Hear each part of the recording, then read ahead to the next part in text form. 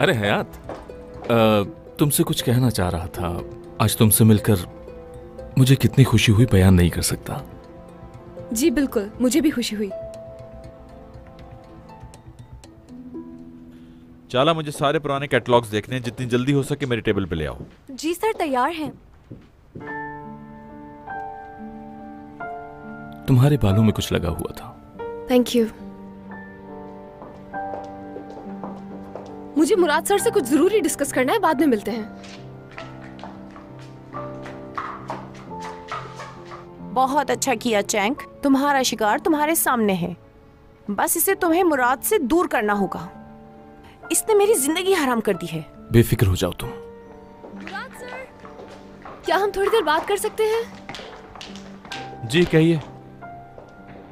बाबा के बारे में कल रात जो मैंने कहा आपको, उसी बारे में कुछ कहना है मुझे। मुझे नहीं लगता कि उस बारे में बात करने की जरूरत है। और एक बात और समझ लीजिए, ये ऑफिस काम करने की जगह है। अपनी पर्सनल बातें यहाँ ना ही की जाए तो बेहतर है।